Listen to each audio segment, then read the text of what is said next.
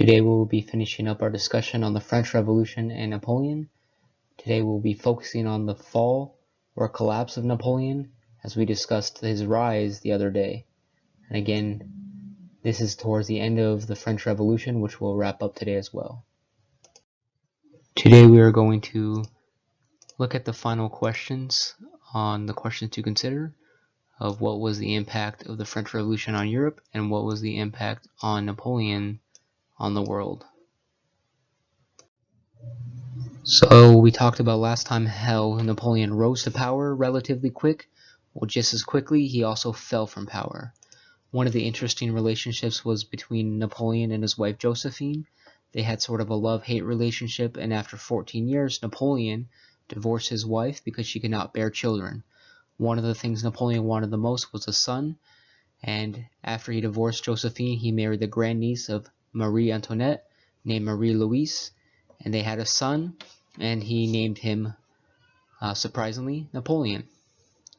Now, one of the biggest mistakes that Napoleon did was something called this right here, the Continental System.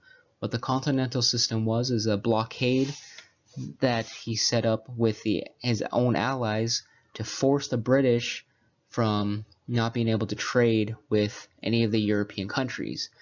Now, the problem with that is that, yeah, it did weaken the trade for the British, but it also weakened the trade for France and the European countries that were involved. The British also retaliated, stopping French ships and Allied ships, including American ships, and that is one of the causes that led to the War of 1812 between the British and the Americans. So again, this blockade, called the Continental System, was a failure because the Allied countries of France starved along with the British, so it was one of the first major mistakes from Napoleon. After that, he suffers a series of different defeats. Again, up to this point, relatively, he had not had major defeats, but he starts to lose his charm in battle. In one battle, called the Peninsular War, which was on Spain and Portugal, he lost over 300,000 troops as he tried to conquer Portugal. The Spanish people that he had conquered also revolted and resulted in something called guerrilla warfare, which is basically, kind of a free-for-all type of warfare where the peasants fought against the French, and really, again, it was catastrophic for Napoleon as, again, he lost 300,000 troops. The biggest defeat, probably the biggest mistake for Napoleon, was his invasion of Russia. He was allies with Russia, but he still wanted to, again, that ego wanted to conquer Russia, so he went with over 420,000 troops. I think the number actually ends up being 600,000. But what the Russians did is they practiced a policy called scorched earth policy, where they would burn all the crops and kill all livestock as they retreated, and they even burned down the city of Moscow, which was the capital of Russia at that time, so that it wouldn't be in France's hands.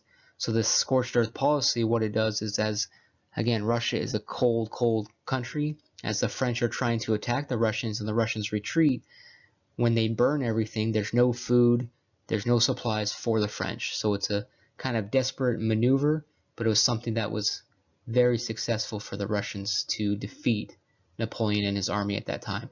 Again, about 600,000 troops went in.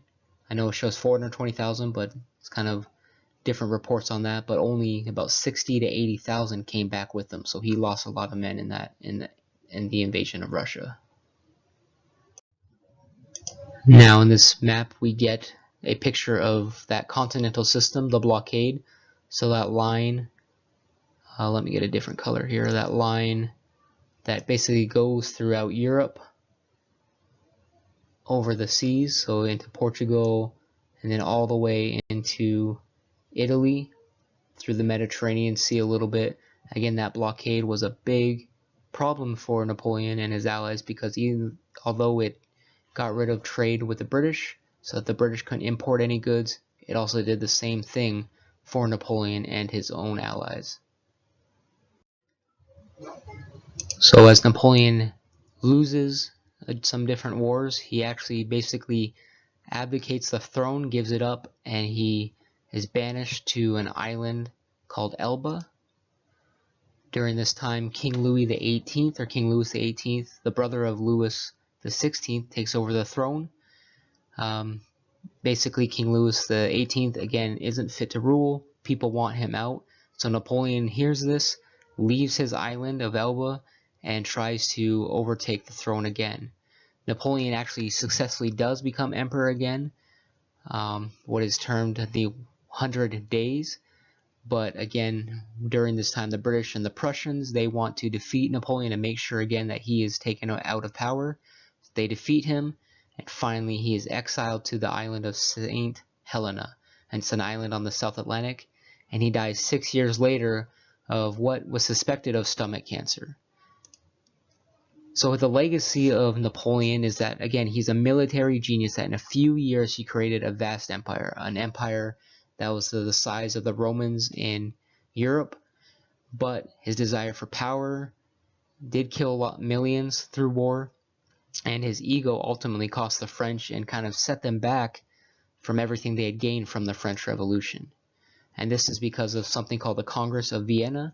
It was a meeting between European countries to establish peace. Again, the European countries have been fighting each other for about 10 to 15 years, and although it wasn't a world war, it was really a European war between many different countries. They were tired of that, so they wanted to get peace.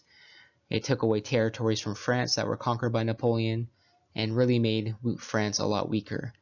And as a example, they set out to destroy the many ideas of the French Revolution. So here we see the different islands that he was banished to. On the left, you have Elba, which again is just off the coast of Italy. There he was only given an army of 1,000 to be able to control, but he was able then to get that army over back to France to take over the throne one more time.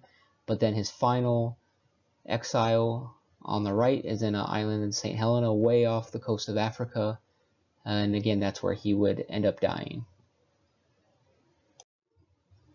And again we have one more map. On the left was Europe in 1810. Again, kind of the height of Napoleon's empire.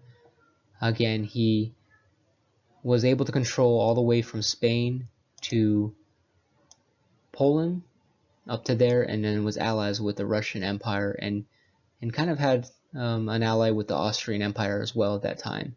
But then after that Congress of Vienna in 1817, on the right, a lot of different boundaries were redrawn, and the country of Germany began its formation out of this kind of treaty, out of the Congress of Vienna. So that red part around there, this area here, became the beginnings of what we now know of as Germany. So again, to go over the different questions. So what caused the French Revolution? What new ideas were created for France? And what was its impact on Europe?